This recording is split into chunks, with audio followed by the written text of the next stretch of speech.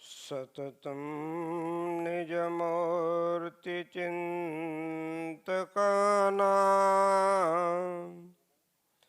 અધિકશ્વેતમનોહર પ્રકાશે હૃદિદર્શિતરમ્ય દિવ્યરૂપં ભગવન્तं તમહં હરિં નમામિ. ઓમ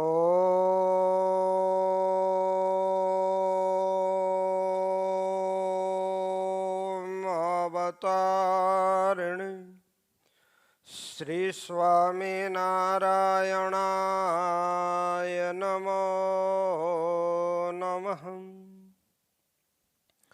ઓમ શ્રી સહજાનંદ સ્વામિને નમો નમઃ. ઓમ શ્રી પૂર્ણ પુરુષોત્તમાય નમો નમઃ. સ્વામિનારાયણ હરે. પછી મુક્તાનંદ સ્વામીએ શ્રીજી મહારાજને કહ્યું, જે મહારાજ, હવે તમે જે પ્રશ્ન પૂછતા હતા તે પૂછો. ત્યારે શ્રીજી મહારાજ બોલ્યા, જે માયામાં તે કેવળ દુઃખ છે કે સુખ પણ કંઈક છે? એ પ્રશ્ન છે. પછી મુક્તાનંદ સ્વામીએ કહ્યું, જે માયા તો કેવળ દુઃખદાયી છે. પછી શ્રીજી મહારાજ બોલ્યા, જે માયામાંથી ઉપજ્યા એવા જે સત્વ, રજ અને તમ એ ત્રણ ગુણ, તેમાં જે સત્વ છે તે તો સુખરૂપ કહેવાય છે. તથા શ્રીમદ ભાગવતમાં કહ્યું છે, જે સત્વમ યદ બ્રહ્મ દર્શનમ, તથા સત્વગુણની સંપત્તિ તે જ્ઞાન, વૈરાગ્ય, વિવેક, દમાદિક છે. એવી જે માયા તે કેવી રીતે દુઃખરૂપ છે? ને વળી એકાદશ સ્કંદમાં કહ્યું છે, જે વિદ્યા વિદે મમતનું વિદ્વદ યુદ્ધવ શરીરણામ મોક્ષ બંધન કરી આદ્ય માયા મેં વિનિર્મતે. માટે મોક્ષને કરે એવી જે વિદ્યારૂપ માયા તે કેવી રીતે દુઃખદાયી છે? એ પ્રશ્નને સાંભળીને મુક્તાનંદ સ્વામી આદિક સર્વે પરમહંસ બોલ્યા, જે હે મહારાજ, એનો ઉત્તર અમથી થાય નહીં. એનો ઉત્તર તો કૃપા કરીને તમે જ કરો. પછી શ્રીજી મહારાજ બોલ્યા, જેમ યમરાજાનું જે રૂપ તે પાપી જીવને અતિ ભયાનક વિકરાળ જણાય છે, તથા મોટા મોટા દાંત ને મોટું મુખ ભયાનક દેખાય છે, તથા કાજળ જેવું કાળું ને પર્વત જેવું મોટું ને કાળ જેવું ભયાનક એવું દુઃખરૂપ જણાય છે. અને પુણ્યવાળા જે જીવ તેને તો તે યમરાજાનું રૂપ અતિશય સુખદાયી વિષ્ણુના જેવું જણાય છે. તેમ માયા છે તે જે ભગવાનથી વિમુખ છે તેને તો અતિ બંધનકારી છે અને અતિ દુઃખદાયી છે. અને જે ભગવાનના ભક્ત છે તેને તો એ માયા અતિશય સુખદાયી છે. અને માયાના કાર્ય જે ઇન્દ્રિયો, અંતઃકરણ અને દેવતા એ સર્વાય ભગવાનની ભક્તિને અતિ પુષ્ટ કરે છે. માટે ભગવાનના ભક્તને તો માયા દુઃખદાયી નથી, પણ પરમ સુખદાયી છે.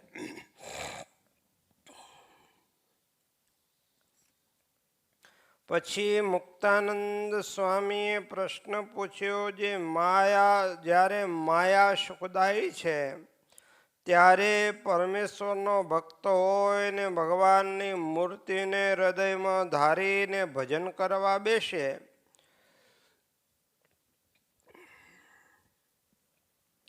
એને અંતઃકરણ રૂપ માયા તે સંકલ્પ વિકલ્પ રૂપે કરીને કેમ દુઃખ આપે છે? પછી શ્રીજી મહારાજ બોલ્યા છે, જેને ભગવાનનું મહાત્મ્ય સારી પેઠે સમજીને અતિશય દ્રઢ ભગવાનનો આશ્રય કર્યો હોય, તેને તો અંતઃકરણ રૂપ માયા છે તે દુઃખ દેતી નથી, અને જેને એવા આશ્રયમાં ફેર હોય તેને દુઃખ દે છે. જેમ કાચો સત્સંગી હોય તો તેને કુસંગી હોય તે ડગાવવાનો આગ્રહ કરે, પણ જે પાકો સત્સંગી હોય તેને ડગાવવાની કોઈ લાલચ રાખે નહીં, અને તેને સાંભળતા કોઈ સત્સંગનો ઘસાતો બોલી શકે નહીં. તેમ જેને એવો પરિપક્વ પરમેશ્વરનો આશરો થયો છે તેને ડગાવવાની લાલચ અંતઃકરણ રૂપ માયા રાખે નહીં, અને સ્વામી તેની ભક્તિમાં પુષ્ટિ કરવા લાગે.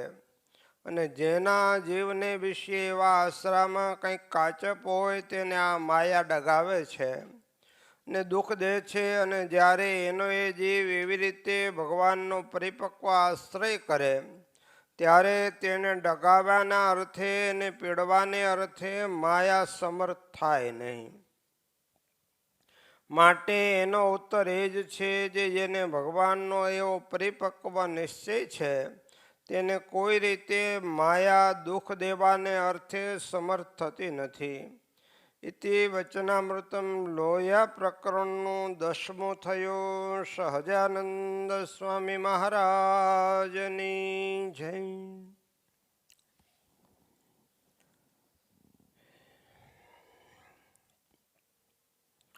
લોયા પ્રકરણનું 10મું વચનામૃત. એમાં શ્રીજી મહારાજને કંઈક પ્રશ્ન પૂછવો હશે, પણ શ્રીજી મહારાજ એ પ્રશ્નને પૂછી શક્યા નહીં. ત્યારે મુક્તાનંદ સ્વામીએ કહ્યું કે મહારાજ, હવે તમે જે પ્રશ્ન પૂછતા હતા તે પૂછો. પ્રથમ નિત્યાનંદ સ્વામીનો પ્રશ્ન છે આ વચનામૃતમાં, પણ હવે મુક્તાનંદ સ્વામી એમ કહે છે કે તમે જે પ્રશ્ન પૂછતા હતા તે પૂછો. બહુ અદ્ભુત પ્રશ્ન અને અદ્ભુત ઉત્તર મહારાજે આપ્યો છે. મહારાજ કે માયામાં તે કેવળ દુઃખ છે કે સુખ પણ કંઈક છે?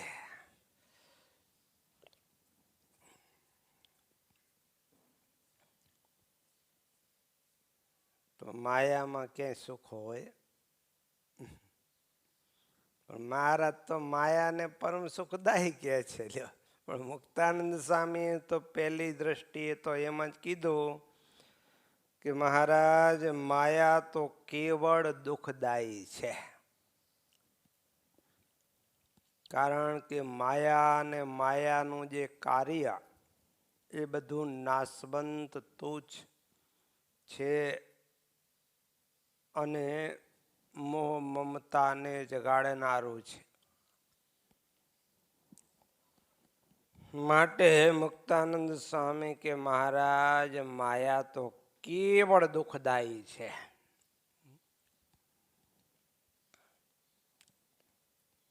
તો મહારાજે એમાં આશંકા કરી. મહારાજ કે તમે માયાને કેવળ દુઃખદાયી કેમ કહો છો? શાસ્ત્રના પ્રમાણ સાથે મહારાજ કોઈ વાત એમને એમ કહેતા નથી. જોકે પોતે જ શાસ્ત્રના પ્રવર્તક છે, છતાં પણ જેમ મહારાજે કહ્યું કે અમને વ્યાસજીના વચનમાં પ્રતીતિ છે, એના વચનને અનુસરે એ વાત અમે માનીએ, પણ બીજી વાતને અમે માનીએ નહીં, એમાં અમને પ્રતીતિ આવે નહીં. તો એ વ્યાસજીના વચન અનુસાર શ્રીજી મહારાજ એમ કહે છે કે માયામાંથી ઉપજ્યા એવા જે 3 ગુણ છે, એક રજોગુણ, તમોગુણ અને સત્વગુણ. તો એમાં સત્વગુણ છે તે તો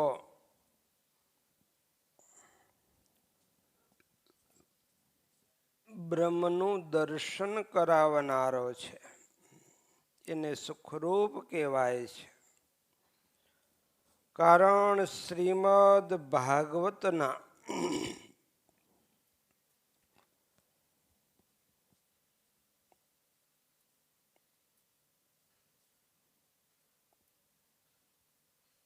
પ્રથમ સ્કંદના 2જા અધ્યાયના 24મા શ્લોકમાં એમ કહ્યું છે કે સત્વમ યદ બ્રહ્મ દર્શનમ.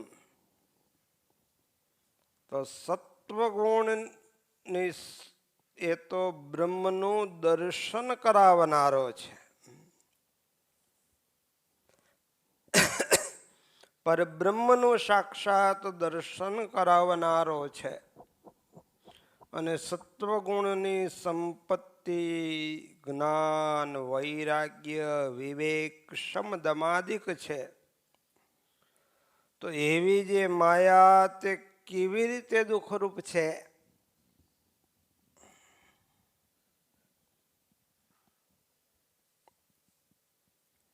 અને વળી બીજું પ્રમાણ આપે છે. એકાદશ સ્કંદમાં પણ ભગવાન ઉદ્ધવજી પ્રત્યે એમ કહે છે કે હે ઉદ્ધવ, વિદ્યા વિદ્યે મમ તનુ બુદ્ધય ઉદ્ધવ શરીરિણામ મોક્ષ બંધનકારી આદ્ય માયા મે વિનિર્મિતે. તો ભગવાન શ્રી કૃષ્ણ પરમાત્મા ઉદ્ધવ પ્રત્યે કહે છે કે ઉદ્ધવ, મારી ઉપાસના ભક્તિરૂપ વિદ્યા અને અજ્ઞાન તથા આસક્તિરૂપ એવી જે અવિદ્યા, તે બંને શરીરને જેમ મને આધીન છે. કેમ જે મારી સંકલ્પરૂપ માયાથી જ નિર્માણ થયેલી છે. અનાદિકાળથી ચાલી આવતી આ ભક્તિરૂપ વિદ્યા આત્માઓનો મોક્ષ કરનારી અને આસક્તિરૂપ અવિદ્યા બંધનકારી છે. માટે મહારાજ કે મોક્ષને કરે એવી જે વિદ્યારૂપ માયા તે કેવી રીતે દુઃખદાયી છે?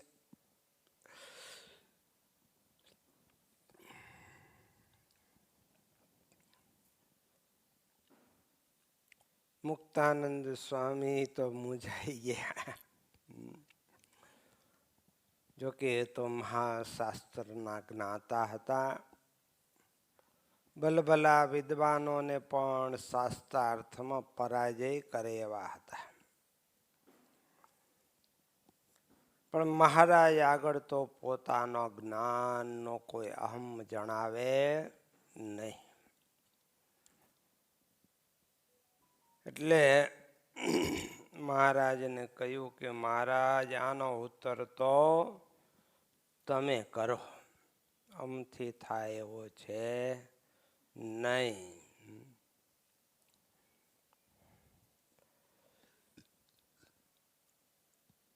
કારણ કે માયામાં સુખ છે એમ કેમ સમજવું? સત્વગુણરૂપ જે માયા છે એ પણ બંધનકારી તો છે જ, નથી એવું નથી.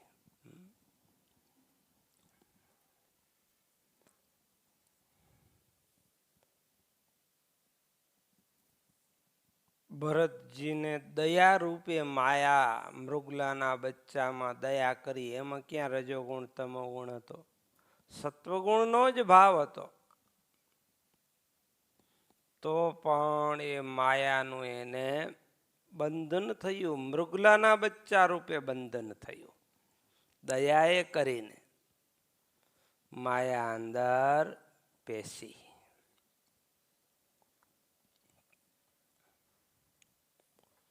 માટે બહુ અટપટો ને અઘરો પ્રશ્ન છે.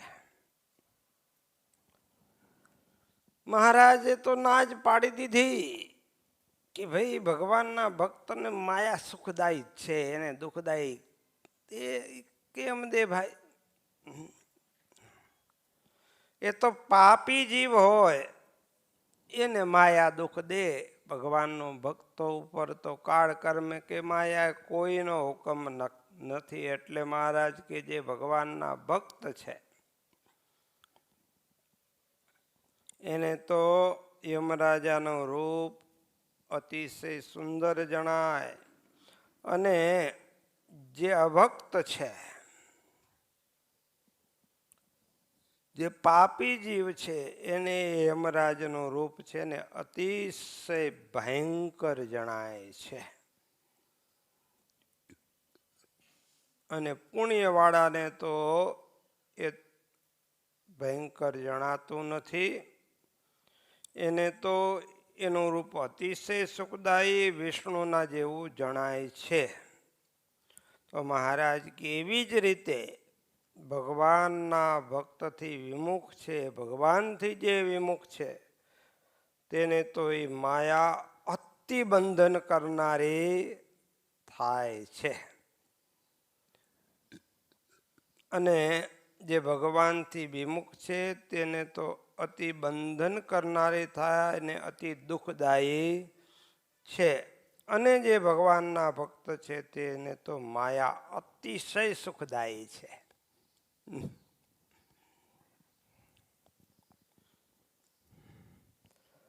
કારણ કે આ માયામાંથી ઉપજ્યો જે દેહ અને એમાં ઉપજ્યા જે ઇન્દ્રિયો, અંતઃકરણ, એ વડે જ ભગવાનની ભક્તિ થાય છે. આ છે બધું માયાનું કાર્ય. તો એ માયાના કાર્ય વડે જ આપણે ભગવાનની ભક્તિ કરી શકીએ છીએ. નેત્ર વડે ભગવાનના દર્શન કરી શકીએ છીએ, કાન વડે કથા સાંભળી શકીએ છીએ. તો એ બધા જ ભગવાનની ભક્તિની પુષ્ટિ કરે છે. માટે મહારાજ કે ભગવાનના ભક્તને માયા દુઃખદાયી નથી પણ પરમ સુખદાયી છે. લ્યો તો મજો પડી જાય. માયા મારીને જલસા કરીએ. એ તો જે ભગવાનનો ભક્ત હોય, જે ભગવાનની આજ્ઞામાં સારધાર વર્તતો હોય, એને એમના દૂધ ભયંકર ન લાગે. બાકી તો બીજાને તો ભયંકર લાગે. એમ ભગવાનનો જે ભક્ત છે અને માયા ભલે સુખદાયી ભગવાને અહીંયા કીધી, એને દુઃખદાયી નથી, પણ એ નિયમમાં રહે તો. બાકી તો ભગવાનના ભક્તને પણ માયા દુઃખદાયી થઈ જાય. સત્વગુણ રૂપે અંતરમાં પ્રવેશ કરે અને પછી આપણને કલ્યાણના માર્ગ થકી પાડી દે. આવી માયા જબરી છે. ભગવાનની ભક્તિ રૂપે પ્રવેશે, તપ રૂપે પ્રવેશે ને પાછો એમાં માયાનો દોષ, ક્રોધ આવીને બેહી જાય. વૈરાગ્ય રૂપે પણ ત્યાં વળી અહંકાર આવીને બેહી જાય. એટલે આ માયા તો બહુ જબરી છે.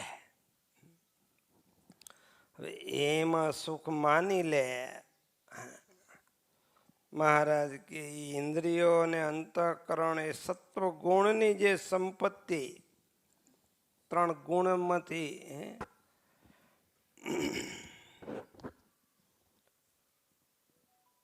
આ બધું જગતની ઉત્પત્તિ સ્થિતિ રૂપ પ્રલયનું કાર્ય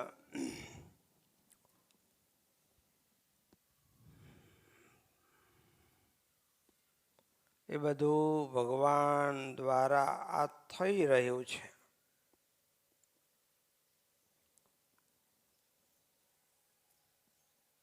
તો ભગવાનના ભક્ત જ્યારે ભગવાનની આજ્ઞામાં રહે છે, ભગવાનનો જેને આશરો દ્રઢ છે, તો એના તો ઇન્દ્રિયો અંતઃકરણ સર્વે ભગવાનની ભક્તિને અતિ પુષ્ટ કરે છે. માટે મહારાજ કે ભગવાનના ભક્તને માયા કાંઈ દુઃખદાયી નથી, એ તો પરમ સુખદાયી લ્યો.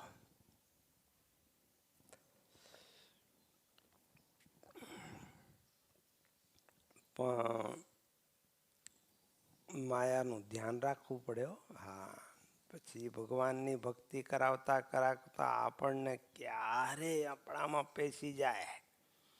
હવે આપણે તો ભક્તિ કરવી, ભજન કરવું, ઉપાસના રાખવી, એટલે મહારાજે ત્યાગ વૈરાગનો પક્ષ મોડો કરીને આ ભક્તિની ઉપાસના રાખે એવું મંદિર કરાયા છે. માટે ભક્તિ રહેશે તો બધું રહેશે. માટે મને એવું સમજાવે ને એવા એને અંદર માયામાં પહેરી જાય કે જો ધ્યાન રાખે તો એને માયા બંધનકારી થઈ જાય. ગમે એ રૂપે ભક્તિનો ઓથ લઈને ધર્મ નિયમથી પાડે ને પછી કામ ક્રોધ લોભાદિકનો પ્રવેશ કરાવે. એટલે માયા તો ભલે ભગવાને આમાં સત્વગુણ રૂપ માયા સુખાકારી કીધી, પણ એનો એક જગ્યાએ પાડ્યો કે આ ઇન્દ્રિયો અંતઃકરણ એમ માનીને એનો ગુણ ન લેવો કે મને ભક્તિમાં સહાયરૂપ છે. એની સાથે તો વેરબુદ્ધિ જ રાખવી, એનો જરા પણ વિશ્વાસ કરવો નહીં. ગમે ત્યારે દગો દઈ દેશે. ભગવાનની ભક્તિ કરતા કરતા અન્ય શબ્દ સ્પર્શ રસ ગંધા વિષયને ભોગવાવી દેશે. એની ઉલટાની આસક્તિ થશે. ભક્તિના ઓથે ધર્મમાં પણ ભગવાને કહ્યું છે એમ પાછા કે આત્મનિષ્ઠા કે જ્ઞાન કે ધર્મ એને પાછા પાડીને પણ એક ભક્તિ રાખવી. પણ એ તો એવા આપતકાળમાં છે, કારણ કે ભક્તિ છે એ સોનાનો કળશ છે. એના ઉપર કોઈ ભય નથી. પણ એ ભક્તિ કેવી રીતે કરવી, કેમ કરવી, સત્વગુણમાં રહીને કરતા કરતા પણ આપણને એવું અટપટું સમજાવી દે કે આપણે એમાં લેવાઈ જઈએ અને માયાના બંધનમાં આવી જઈએ.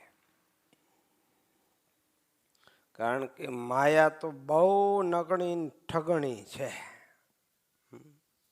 ભલે વિદ્યા અને અવિદ્યારૂપ બે માયા છે ભગવાન. એમાં વિદ્યારૂપ માયા છે તે પરમ સુખદાયી છે, પણ એમાં જાણપણું તો રાખ્યું જોઈએ. નહીંતર તો માયા તો કેવી છે, તો જીવ તું બ્રહ્મરસ ભોગવનાર સિદ્ધને માયાનો ખામાં માયા ન ગણી ઠગણી ભારે કેતાના વેપા 14 લોકને ચાવી રે નાખે એક પલક મોઝાર જીવ તું ભ્રમરસ ભોગવનાર સિદ્ધને માયાનો ખામાન. માયા જવરી છે, નગણી છે. ગમે એટલું તમે રાખી હોય એનું. હા, ઇન્દ્રિયો અંતઃકરણ મને ભગવાનની ભક્તિમાં ઉપયોગી છે માટે એને હું લાડ લડાવું. એ માયામાં તમે જુઓ, ગમે એટલું ગમે એનું રાખો, અંતે એમાંથી અપજસ મળે. કાંઈ નગુણી છે, ભૂલી જાય આપણા ગુણોને અને ઠગી જાય. ક્યારે ઠગી જાય એનું કાંઈ નક્કી નથી. છેતરી જાય.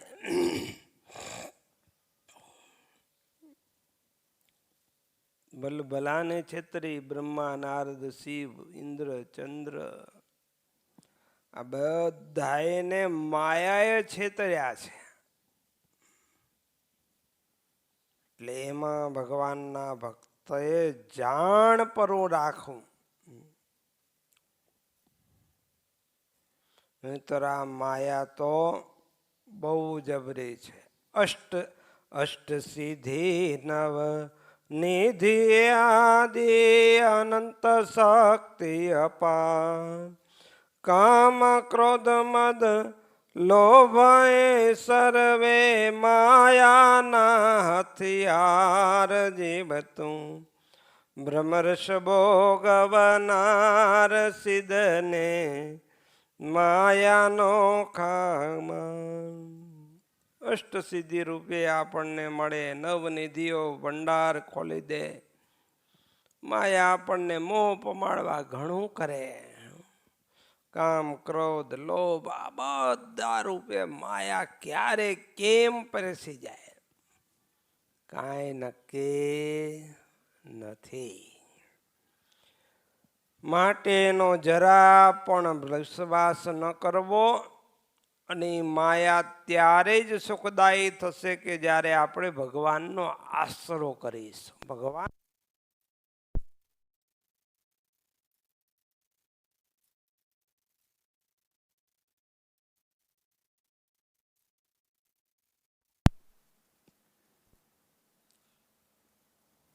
તો આપણે ભગવાનના શરણે જઈશું ત્યારે જ માયા આપણા માટે સુખદાયી થશે. બાકી આપણા બળથી આપણે એમ કે હાલો ને આ સત્વગુણ રૂપ માયા છે, ભક્તિમાં હાલો ભગવાનના થાળ કરે, શણગાર કરે, ભગવાનને સારા સારા નૈવેદ્ય ધરાવે, પણ પછી એ રસાસ્વાદ રૂપે આપણામાં પ્રસાદના મહિમાના હોથે બેહી જાય.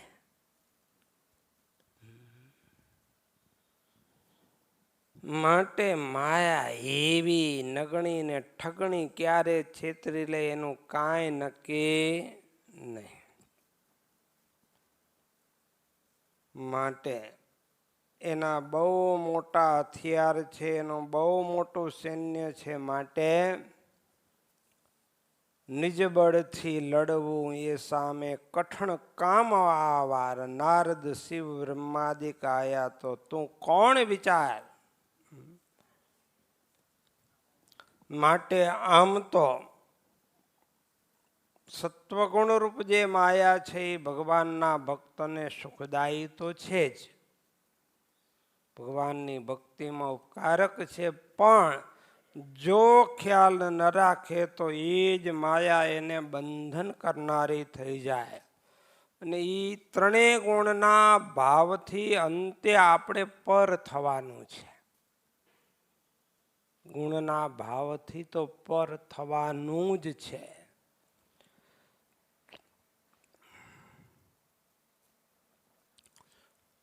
ત્રણેય ગુણને જીતીને નિર્ગુણ ભાવને પામી ગુણાતીત થઈ અને પરમાત્માની ઉપાસના આપણે કરવાની છે. ગોપાળાનંદ સ્વામીની વાતોમાં કહ્યું કે ગુણની પ્રવૃત્તિ તો રજોગુણ, તમોગુણ અને સત્વગુણે કરીને છે.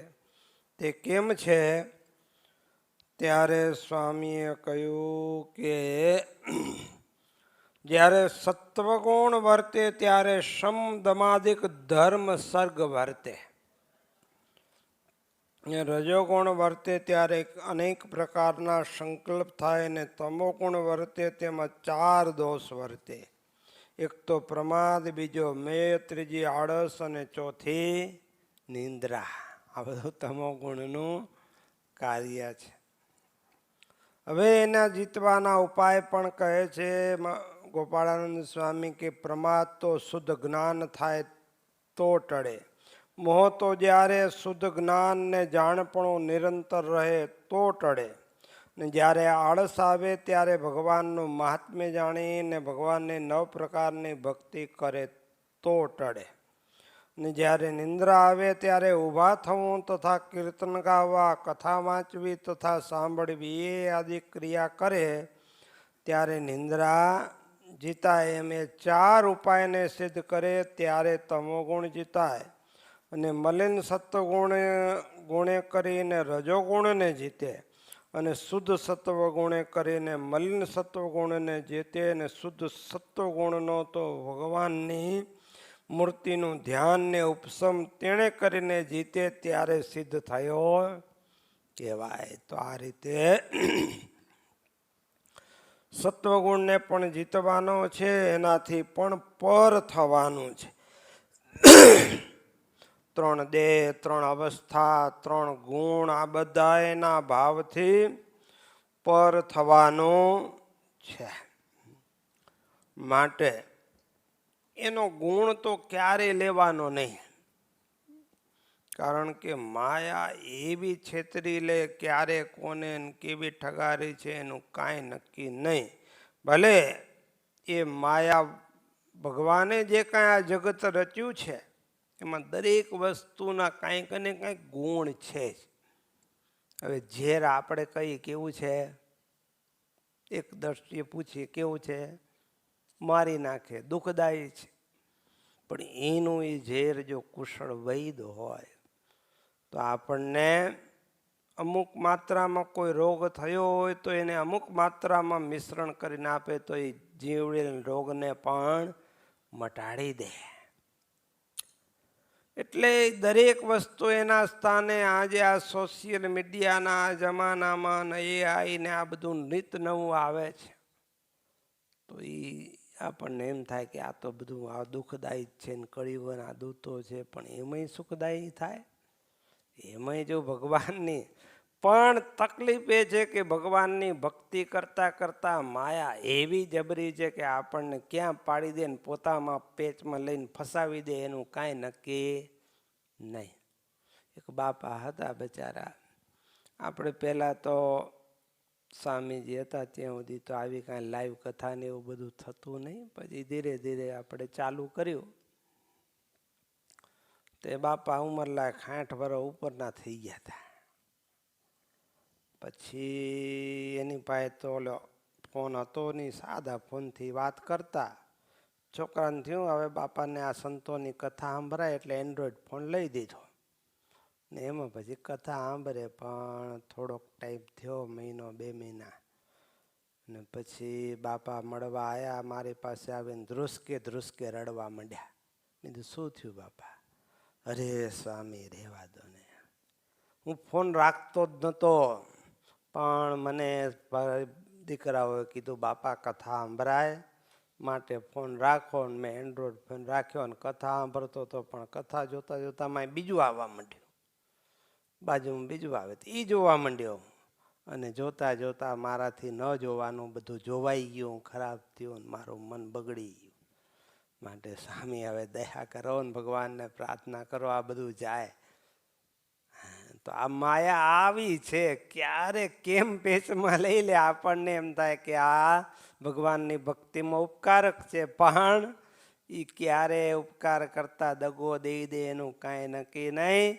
માટે એનાથી બચતા રહેવું, ભગવાનના દ્રઢાશ્રય રહેવું, ભગવાનની આજ્ઞામાં રહેવું, તો એ માયાનું બંધન ન થાય. બાકી ભલ ભલાને માયાનું બંધન થઈ જાય છે, પણ એ કાંઈ માયા કેવળ દુઃખરૂપ નથી, ભગવાનના ભક્તને માટે તો સુખરૂપ છે, પણ એને ઓળખીને એ પ્રમાણે એનાથી કામ લે તો સહજાનંદ સ્વામી મહારાજની જય.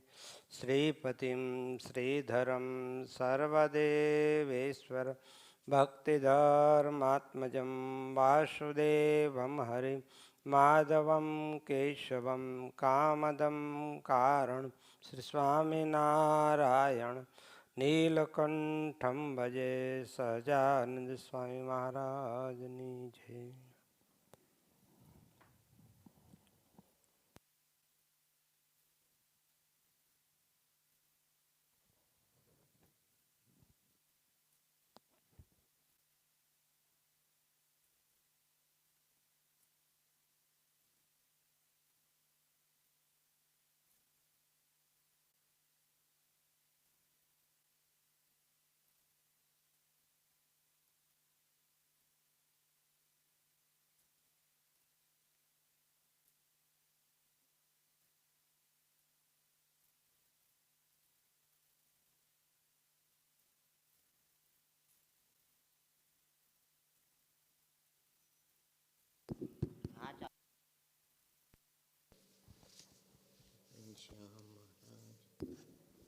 Hello, 114 number.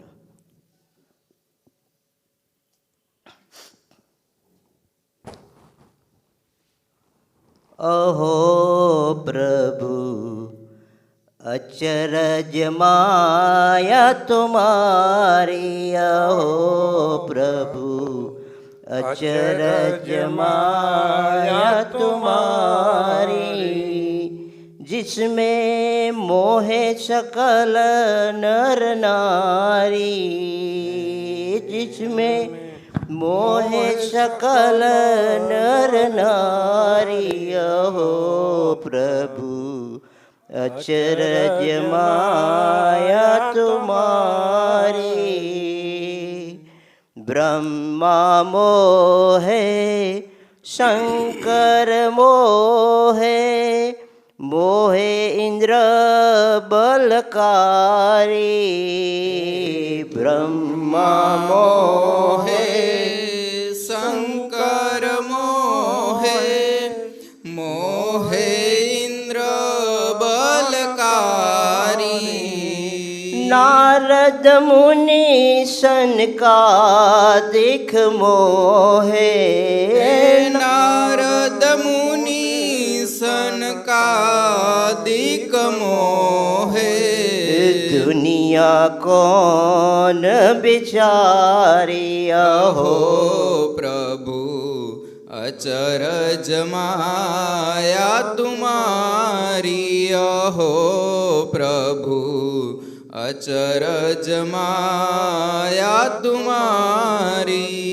योग करन्ते योगी मोहे, बन में मोहे तपधारी।